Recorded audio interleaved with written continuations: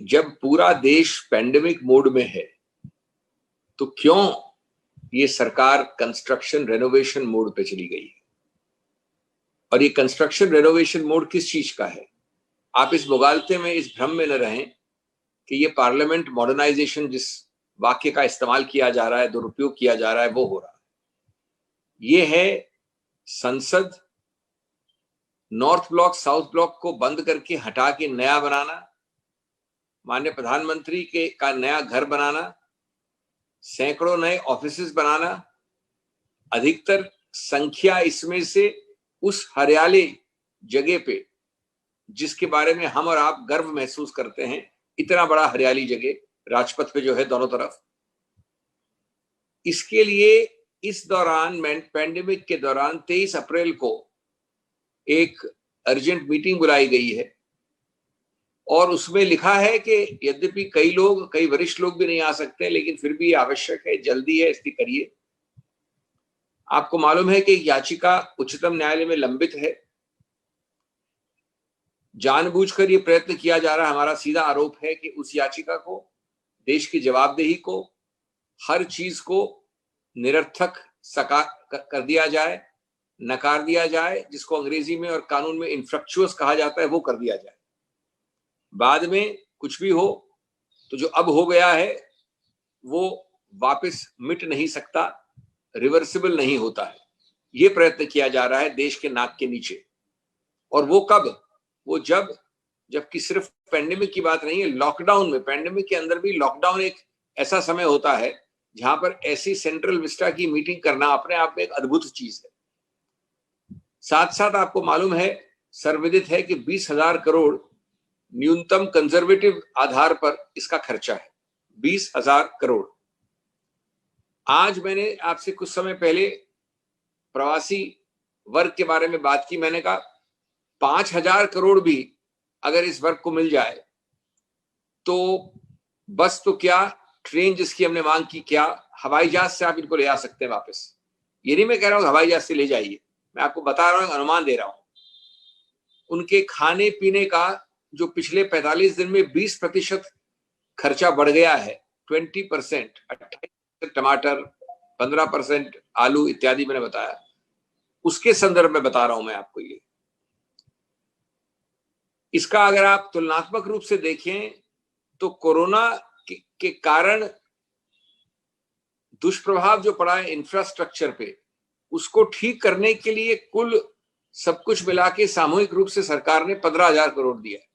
यानी कोरोना से दुष्प्रभावित इंफ्रास्ट्रक्चर, और यहां 20,000 करोड़ के लिए एकदम एक फास्ट बुलेट ट्रेन की तरह काम चल रहा है जो कोरोना से कोई संबंध नहीं रखती। हमारा प्रश्न है सीधा कि ये किसकी छाप के लिए किया जा रहा है?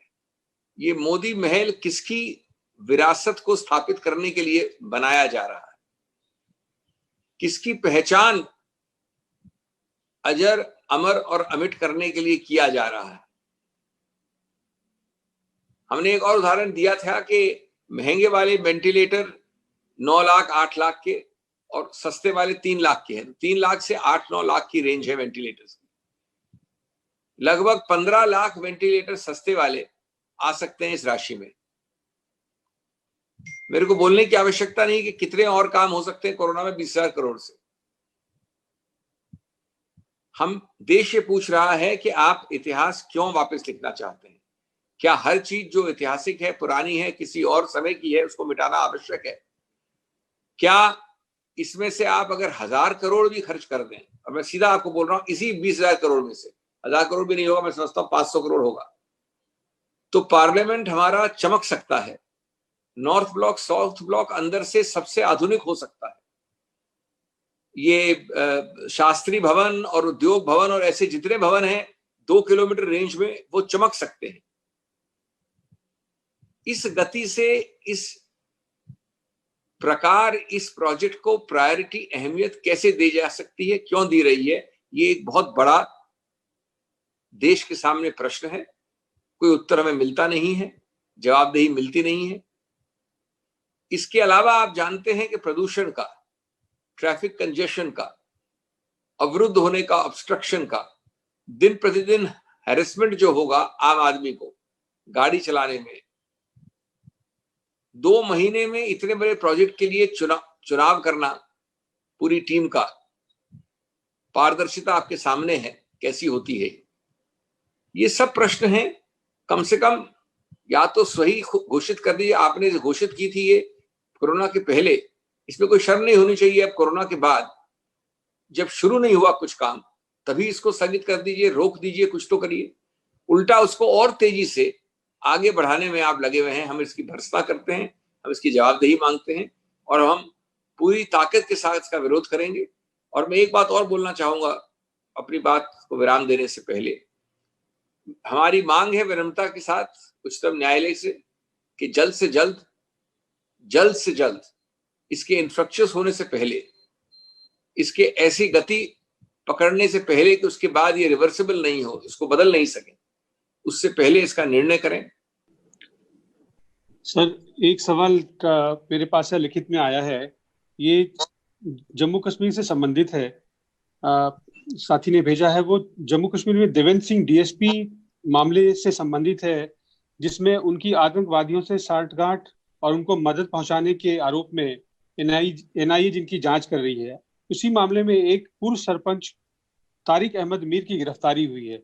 उसमें चौंकाने वाले तथ्य सामने ये आया है कि उस व्यक्ति का पूर्व में भाजपा से संबंध रहा है और वो चुनाव भी लड़े हैं विधानसभा का। देखिए, मैं आशा और विश्वास करूंगा कि जो बिना पूछे पूरे देश को प्रतिपल इस सरकार में आदत है राष्ट्रवाद के सबक सिखाने और उपदेशवाद करना इस विषय पे, उस उपदेशों में, उस सबकों में, उन वक्तव्यों और भाषणों में इस बात को भी सुर्खियों में आगे रखा जाएगा, किया जाएगा, आत्मविश्लेषण किया जाएगा। मैं ये भी कहना चाहता हूं कि दुखद प्रसंग है कि जब देवेंद्र सिंह का मुद्दा आया था तो कुछ इन्हीं क्वार्टर ने, जिनका आपने नाम लिया, बिना कारण सांप्रदायिकता के कुछ आरोप लगाए थे।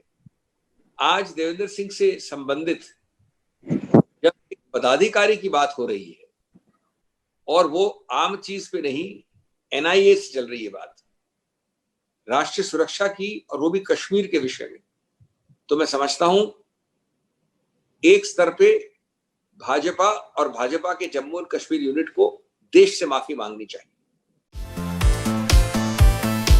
अगर आपको हमारे वीडियोस पसंद आए तो प्लीज लाइक करें, सब्सक्राइब करें और शेयर करें।